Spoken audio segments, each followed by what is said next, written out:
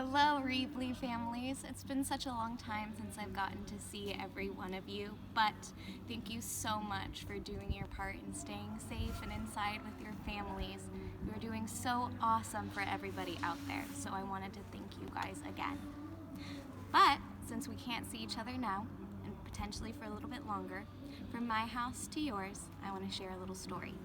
So today, it's The Royal Mice, the Sword, and the Horn by Loretta Krupinski. So let's go ahead and begin.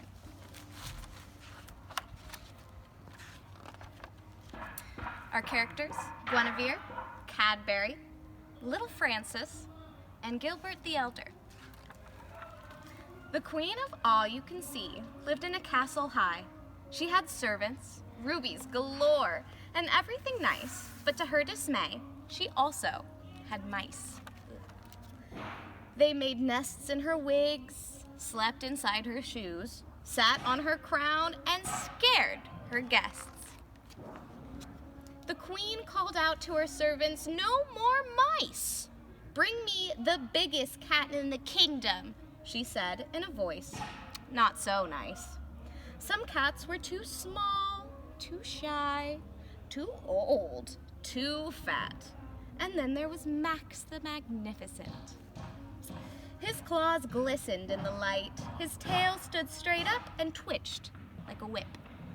The queen received him on her throne. "I am hopeful that you can rid my castle of mice. Search anywhere you wish."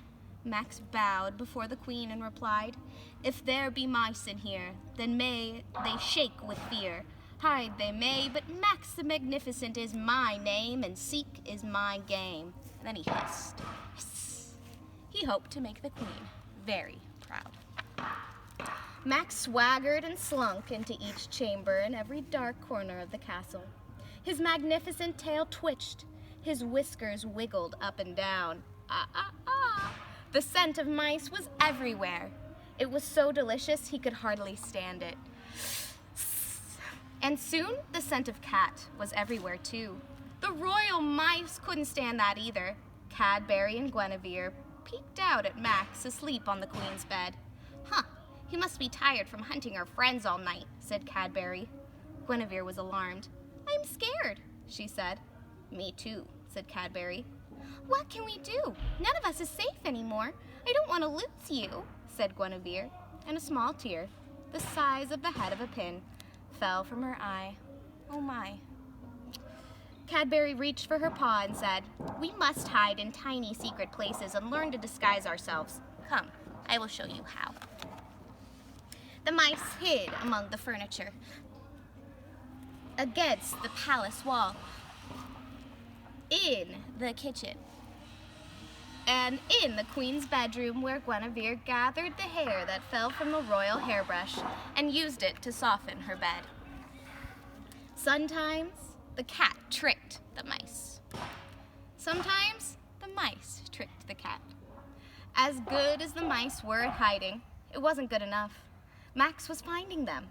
Cadbury and Guinevere summoned all the mice to a meeting behind a bookcase. The glow from their candles could not be seen from behind so many books. "The life we once knew has changed," said Cadbury.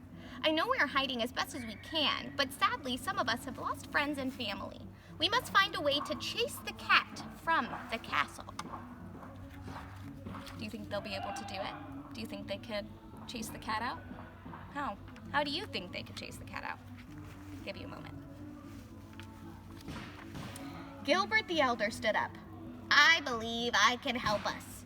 There is a legend that was handed down to me from my grandfather, who heard it from his father, who heard it from his father, who—" Guinevere interrupted him, much to the relief of other mice, and said, "Please go on with the story, dear."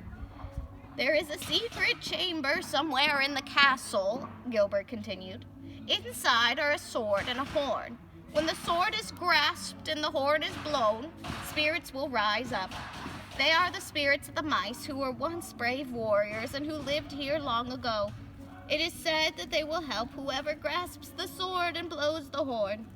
In a reverent tone, which means very respectful, Cadbury said, "If this be true, then we can rid the castle of the cat. Let's go find the chamber." Once again, but with hope in their hearts, The mice hid from the watchful eyes of Max. They explored up and down, in and out, over every inch of the castle looking for the hidden chamber. Down on the floor, in the windows, up the walls. Where could this chamber be? It was little Francis who found the chamber high up in one of the towers. Just as Gilbert the Elder had said, there were the sword and the horn. They were the finest things Francis had ever seen. He raced off to tell the others.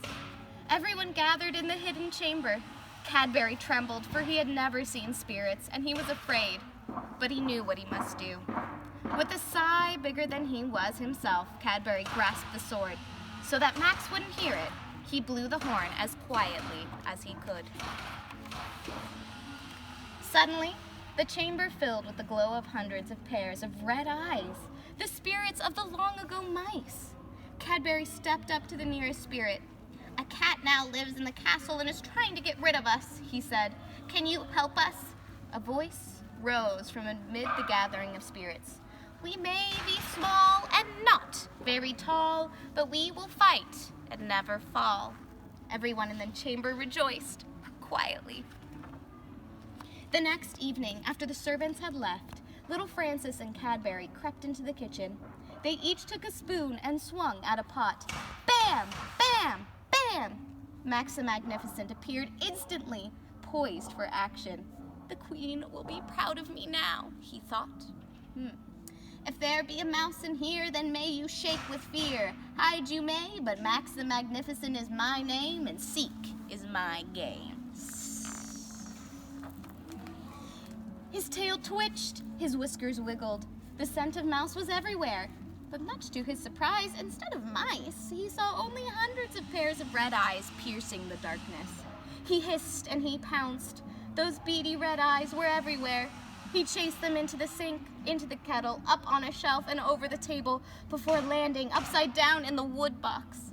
His sharp claws glistened in the twilight, but all they could grasp was the thin, cold air that always comes with spirits. You can see he's being attacked by little ghost mice. Everywhere those spirits are getting him. What good is a cat if he can't catch mice? Said the Queen, peering around the doorway. Max, suddenly not so magnificent anymore, was scared. He could smell the mice, but he could not see them. This place is haunted, he thought. Max said to his mistress, if there be mice in here, then they can stay, it's clear. I've done my best, Queenie. The mouse have won, even though they be teeny. Still trying to look magnificent, Max scrambled out of the castle, letting out a loud hiss as he fled. He was never seen again. Cadbury replaced the jeweled sword and the horn in the tower for another time, another battle. The Queen of all you can see could never keep another cat in the castle. Her Royal Highness learned to live with the royal mice, and they learned to live with her. The end. So, at the end of this, I hope that you have enjoyed this story time. I hope that you can turn to a parent or a friend and say something that you have helped with, even though you may be small. I may be small myself. But we are each and every one of us doing something so important by staying home and staying with our families. So thank you, Reebly, again.